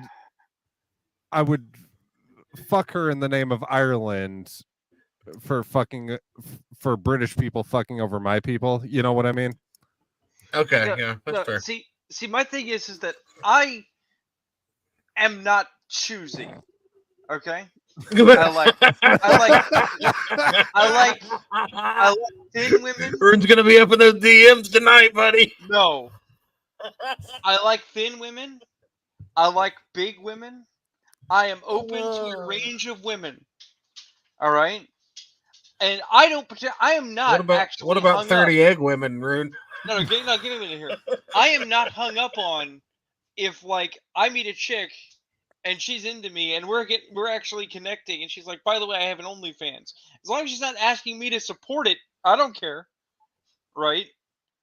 Because the second I get asked to, pay them money, it's like I wasn't thinking you were a prostitute. That's not okay. Ooh. Right? But here's the thing. I want to be clear. Seeing this woman eat disgusting fucking food and then rub her stomach. This is a healthy one, Rune. No matter how light she's drinking she a might gallon be, of water. No matter how light that's not healthy all at once. But no matter how light she might be, that's one of the most revolting fucking things I've ever seen, and I wouldn't want her. It takes her almost 9 minutes to drink a gallon of water. A lot of water. So I've got these 2 big bottles of water. And before you do this, please consider subscribing, We're just gonna back up. We're She's gonna be peeing in their OnlyFans right after this. And before you do this, please It's like part of a combo video. subscribing if you want to see any more of this sort of content. Christ. And yeah, I post as much as possible. I'm more concerned about how you interacted with this to begin with, Ayrton. Like you said, I don't know that I believe you. I think maybe you did this to Einbrecht. So, no, I was on Einbrecht's show and they showed me this chick and I thought it was the funniest shit I've ever seen. And then the last time I was on, we watched the egg. You're gonna give Joe food complexes with all the videos. I'm just doing some math. So on the last stream of Einbrecht's I was on, we watched the egg one, and he was like, "Have you shown this to Church and the guys yet?" I was like, "Oh fuck, I haven't." All right, so I want to walk through something real quick. I have to drink 4 of these a day. That is 16.9 fluid ounces. Okay. Okay. Boys, there is an OnlyFans. When you put these together, I drink about a gallon of water. A little bit more than a gallon. A day. All right? You're telling me this broad is going to drink an entire gallon of water right now, plus anything else throughout the day. But it takes her 9 minutes to do it. Yeah, that can't be healthy. It takes me all day to drink 4 of these. Okay? I drink 4 of these throughout the day. 12 hours of life. Not all at once. And for fuck's sake, stop rubbing your goddamn stomach! You disgusting bovine. For the low price of $26 a month, you could see all the paywall content, right? Oh, you mean like where she takes off her top because that's the obvious intimation? You mean like right there where she was just fingering her belly button? I can hear it. Ugh. It feels kind of sloshy in there now. Ugh. God, I hate you so much. Oh, I'm totally clipping that out. Oh, it's so funny. I think that's enough. I think we should end the show now. No, we got a half hour to go. I just think we need to remove Ayrton. No, we're past midnight. We started late. That doesn't mean we can't end on time. Taco Bell and cheesecake stuffing. I can't let him keep going, Rune. If we let him keep going, it's gonna get out of control. Oh, you mean because he's gonna come up here to grab me to take me down to California, and then he'll never be seen again, and there'll be people looking for Ayrton who will have disappeared because I'm gonna be burying him under my house? Rune, I have guns. You can't bury me under your house. It's a question of whether or not you can get to your gun before I can murder you on my front step and drag you into my murder hole. He carries it on him, Rune. He'll get to it. Yes. I see. I told you. I told you it's Einbrecht's fault. But no, I mean, there's plenty of stuff we didn't get to talk about. What would you like to talk about, Rune? Well, I mean, I guess I could give the Ethan Ralph update of the week. I mean, sure, we can do the Ralph update. So the Ralph date. Yeah. So the wedding, or not the wedding, the divorce is fully intimated at this point. It's definitely insinuated that a divorce arc is incoming if Ralph lives that long, because he's also on a relapse arc right now, while constantly denying whether or not he's fucked up. He posted a picture of his penis to his Telegram last night, losing his Kick account and all of his Kick income. He also posted more revenge pornography of his soon-to-be ex-wife. This is in the last 24 hours, boys and girls.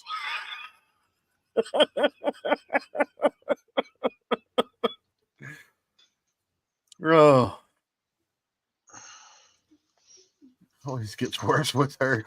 Did the Homer Simpson challenge, ate an entire stack of American cheese singles, retches visibly and fetches the bag at the halfway. The rest is on Patreon and cuts the video. See, I told you it's fucking hilarious. Oh man, maybe this could be the next Mrs. Ralph. Oh, that would be good. I mean, we could talk about how Chris Nolan both gets it right and gets it wrong while shit talking. We're not done with Ralph yet. We're not done with the last 24 hours of Ralph. Even oh boy, there's more. He also admitted to being a cuckold, watching his wife have sex with a Mexican gigolo.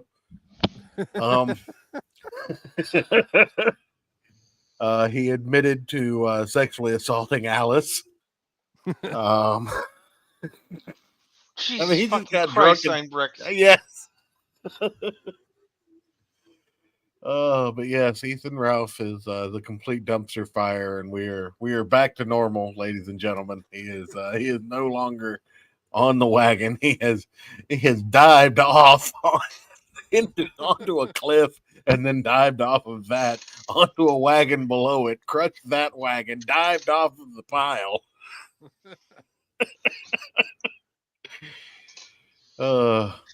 Somebody donated to him the other night and said, if you're honestly not drunk, then you need to seek medical help because it sounds like you've had a stroke or an aneurysm.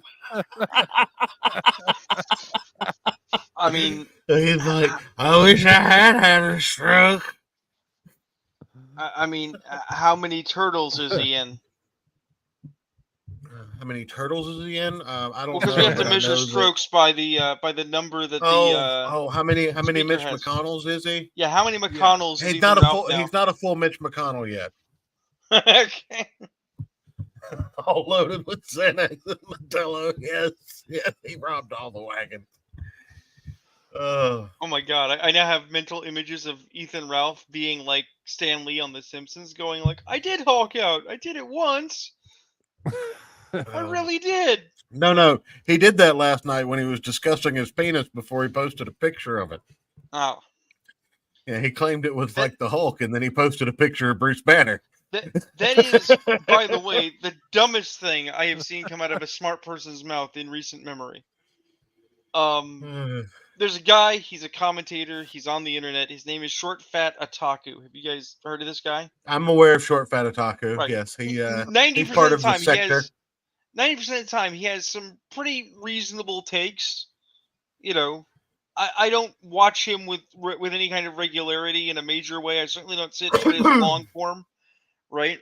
But he did a video about this kid who flashed his dick on the internet and talking about, you know, how the internet affects you and whatnot. And the thing is that as he's laying out this course of events of travesty that is this young little savage who's barely an adult now, right? I'm It's posting like, this in the private chat, Ayrton. Bring this up, like, and this will be what we close on.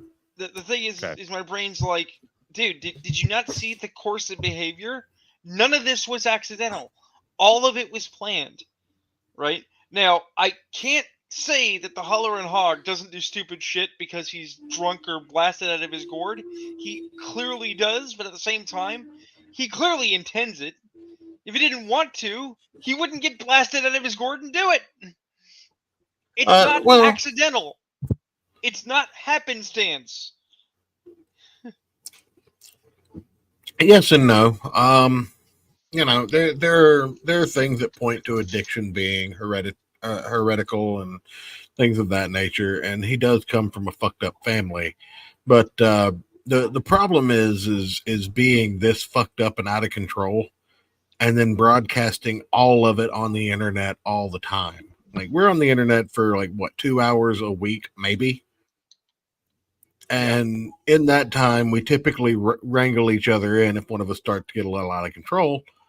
And, you mean like if someone decides to put on disgusting food porn in the middle of the show? I mean, I wrangled him after a bit. You know, you guys wrangled me when I was, a handle of bottled and bond Jim Beam in. That was a fun show. Well, actually, Church, if you want to, because it's your show and you ever do so, you do occasionally like to get on the horse about your preferred game. MTG banned Tribal. We talked about that last week. It's typo now, and nobody's going to say that. I was here don't think last it's week, worth but I don't mentioning remember us again. talking about that. I brought it up at some point. You might not. It might have been 2 weeks ago when the initial discussion started, but Well, because now it's been formally announced, and I got the link. oh yeah. Okay, But we also have this, and well, I figured you would like to commentate on this. Well, we really shouldn't watch the whole thing because it's 13 minutes long. But basically, they're talking about Captain Marvel and the Marvels being fucked, right? Okay. But the thing is that it's not just because I don't like Shad. That's neither here nor there.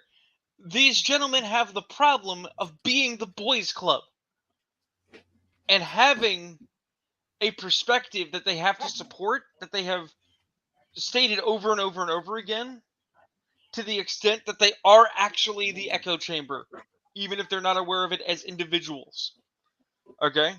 Because more than once, they say the problem is these women directors and these women creators. Well, no, it's not women. Women is the excuse. Women is the abusable trait that Hollywood's using for half-assed content. Whether the creators are capable or not, their having a vagina is not their defined trait. There are shitty male creators too.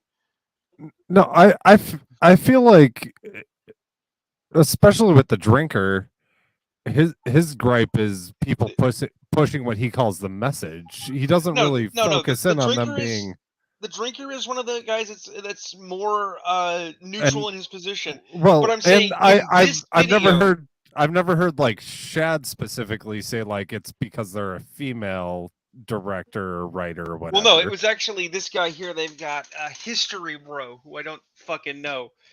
Oh, yeah, I don't know who that is. Got on his very English high horse about the women. But the thing is that, no, I'm saying in this space at this time, these guys as a collective, right, have elements of the echo chamber, and I don't think they're aware of it, right? Even when they're partially right, they're still getting things wrong, which, oddly enough, was connected to that other thing I was going to point at that we have in our list of things to talk about. Chris Nolan is talking about what's wrong and right in Hollywood and getting some of it right and still getting it wrong. Did you read the article about Nolan that I believe it was Church posted? Could have been Larry. Probably not. I don't usually read things before the show. I mean that makes sense. It was probably Larry, and Chris Nolan was talking about how film is a visual media, and how he's sniffing around that he might want to make a Star Wars because his bona fides as a director are not fucked yet. And that basically saying that Hollywood is relying too strongly on the writing staff. Wait, didn't we talk about Chris Nolan last week? I don't know if we talked about it last week, but this was a this week thing because this is just above the Method Man commentary. If you want to bring this up, I pulled up the article as well here, so I can quote it. Oppenheimer writer-director Chris Nolan recently blasted Hollywood executives for their willful denial of what made the original Star Wars a success. Nolan invoked 1977 Star Wars: A New Hope to back up his criticism of studio's current approach to filmmaking during an interview with The Telegraph. Whether for budgetary reasons or reasons of control, studios now look at a screenplay as a series of events and say, this is the essence of what the film is, he said. That's completely at odds with how cinema developed, right from the Lumiere brothers' train pulling into the station as a pure audiovisual experience. It's a very popular fallacy. Sometimes with critics, as well as quite frankly, that all that matters is the scale of the story being told. People will tell you that the success of Star Wars had nothing to do with its visual effects, and it was all down to a great story, Nolan continued. But I mean, clearly, that's not the case. It is indeed a great story, but it's also an incredible visual and oral experience. So this willful denial of what movies actually are is set in. Nolan's comments come after the acclaimed auteur hinted at being interested in helming a Star Wars movie in a recent interview. Nolan refused to rule out the possibility that he might one day make a film set in a galaxy far, far away, although it's worth noting that he's not currently attached to any such projects. The thing is that he's actually making a causal failing that we talk about here when we're talking about comics, that I've talked about with Dillard on his show, and Dillard's not here to mention it, which is comics need both. You need a script and you need art. You actually can't make a good one without both, right? Well, I hate to tell you, Chris, I know you're a multi-million-dollar super auteur, but you need a good script and you need good visuals. You can't do it with only one. That doesn't work. There are plenty of pretty movies that fucking suck. I still haven't seen Avatar. I'm really glad I haven't seen Avatar. Well, hold on. I'm going to make you defend your argument here. Are you telling me that episode 1 had a good script? It didn't have a bad script. That wasn't my question. No, that is actually an answer to your question. Are you saying, is it as good as people have come to decide it is in the time since 1977? No, it's pretty middle of the road. But it's not. No, he's talking about script. He's talking about Phantom Menace. He said episode 1. I'm sorry. I thought you were talking about the actual first Star Wars in 77, A New Hope. I thought you were talking episode 6. No, episode 1 was a dumpster fire. But we know why episode 1 was a dumpster fire. But visual effects did entice an entire generation of people into Star Wars for the first time. It was their introduction. Sure, but the story could have been better. It could have gone from interesting footnote of a bad trilogy to being new modern classic, which it will never be. The point that I'm making, though, isn't that it has to be a great script. It's that the property's already established. So Christopher Nolan, I think, in his defense, is right. That if you get away from specifically bad scripts, like what we've had in the last, 6 movies-ish? Okay. You know, the last 3 episodes and the last 3 tie-ins, and you get back to even a mediocre script with better visual storytelling elements, back to the roots of what Star Wars is, you can make the franchise successful again. What are the best story beats in Phantom Menace? The introduction of the Jedi. If the visuals are so strong that they support the film, then you should be able to name those beats. The introduction of the Jedi, the big droid fight at the very beginning, the oversight of the city where the councils are taking place, and the I don't think the underwater part was in the first movie, was it? Where Jar Jar goes back home? Was it? Yeah, that's also a big one then. Here's the thing. You just laid out a series of visual things, and only 2 of them are actually in that movie, and one of them, I will actively disagree, is not particularly interesting. No, the oversight where you first see Amidala address the Confederation or the Republic or whatever the fuck she's addressing. That's still got the big overhead shot of the city and the good grandeur of it all.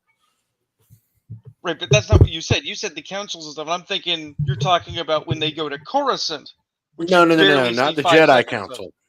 Not the Jedi Council. I meant the government, the big overshot of the city with Amidala, the big auditorium, all that shit. Okay. Because here's the thing. I will actually posit that the scene where they introduce the Jedi is really fucking thin. Now, I'll grant you, Liam Neeson's great, and Ewan McGregor does good with what he's got. Okay, but you're saying their actual scene where they're introduced, it doesn't actually hold. Not until they've had time to talk, and not after after they've been almost killed. Because what actually grabs you visually is them whipping out laser swords and trying to cut through doors. Yes, that's what I meant. That entire like sequence of scenes, like yeah, the entire section from the time that they're introduced on screen to the time that they cut through the doors and make their demand with their lightsabers. Yeah, but that's just it, though. I think the scenes that count in this regard, okay, we're talking purely visual imagery, okay? Jedi cut through the doors to escape, and we'll ignore the shitty CGI when they use speed force, because I don't give a shit, okay? I'm not particularly interested when they hop a ride down to the planet. I'm not particularly interested in Jar Jar. The underwater scenes are okay. Because when we say underwater scenes, we got to include the overshot of the Gungan city, and we got to include them traveling through the planet core, right? And then basically there's a lot of nothing until you get to Tatooine, because I will freely admit the pod racing scene is amazing, but then you have a lot of nothing until you get back to Naboo, because it basically picks up again visually when Darth Maul shows up. And everybody remembers the scene where Darth Maul shows up. I thought pod racing was in the second movie, first half. No, second movie is an adult Anakin fighting the Clone Wars versus Christopher Lee. And then Christopher Lee dies at the start of the third one. Yeah, if I would have remembered pod racing, that definitely would have been in there too. But I'm just saying, I think Christopher Nolan has a point that you can get by with less technical storytelling. Like, you don't, like, think about John Wick. Those aren't masterful scripts, for fuck's sake. What I'm saying is you can't get away without it at all. No, but I'm saying, like, John Wick. Those movies sell based on Keanu Reeves and gun fu. But the thing is that this is why I use the example of Avatar. Okay? Avatar 1 has not only a shit story, but has a shit story everyone identified as a story we've already seen. Right? The sequel has an even shitter story with even less justification, and again, sells itself on being this visual. Yeah, the first one's just Fern Gully. It's not even just Fern Gully, it's fucking Dance with the Wolves, and no one cares. Its visual tour de force doesn't keep asses in seats if we don't care about the context of what we're supposed to be looking at. So you do need both. You especially need both over time.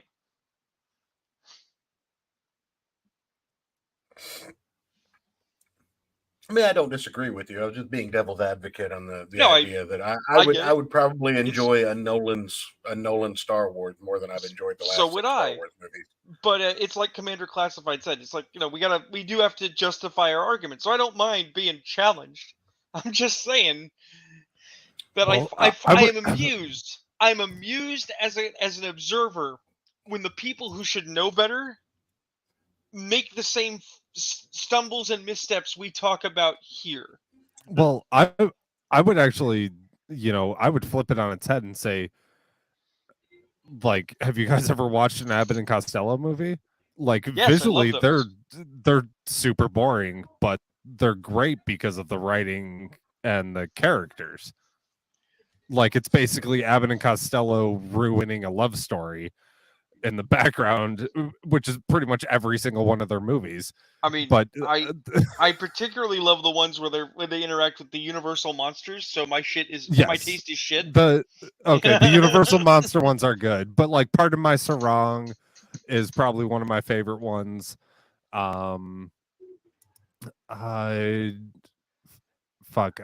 mixing up Marx Brothers and Abbott and Costello in my head at the moment.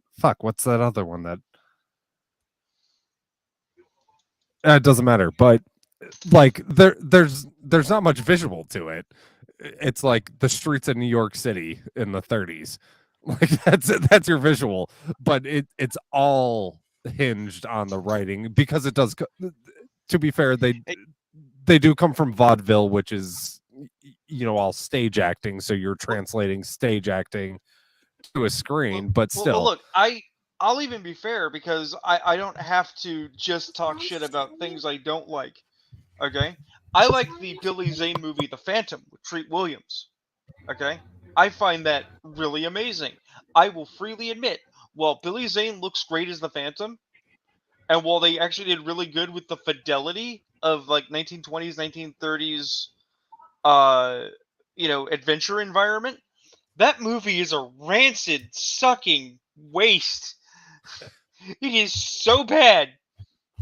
But I mean, I like trash media sometimes, so it's okay. Right.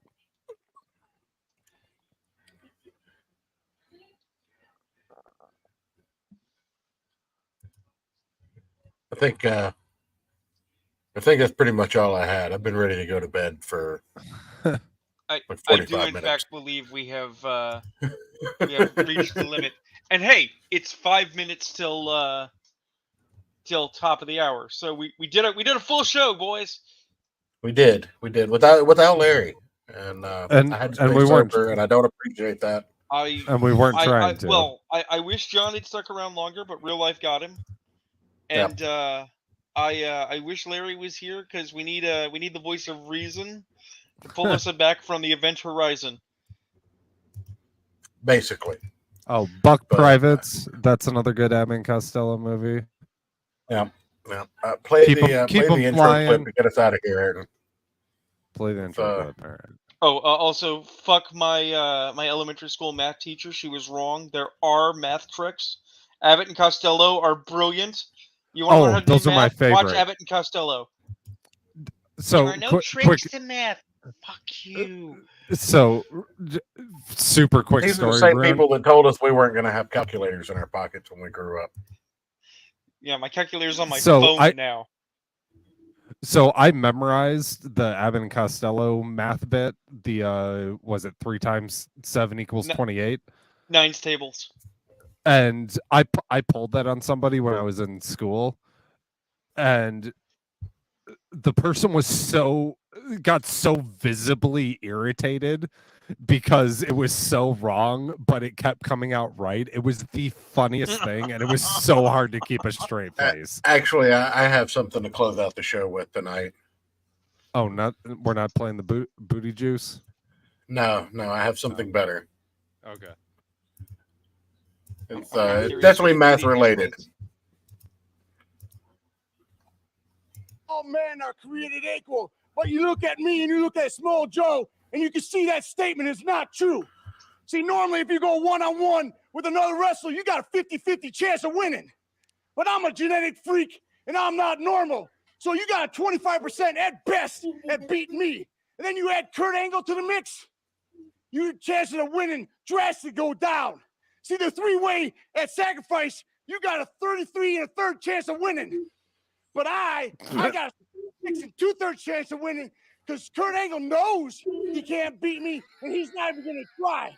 So, Samoa Joe, you take your 33 1/3 chance minus my 25% chance, and you got an 8 1/3 chance of winning at sacrifice. But then you take my 75% chance of winning if we used to go one-on-one, and then add 66 2/3%. I got 141 2/3 chance of winning at sacrifice. Look, I just have one thing to say to that. Good night, everybody. I just got one thing to say to that. The cream rises to the top.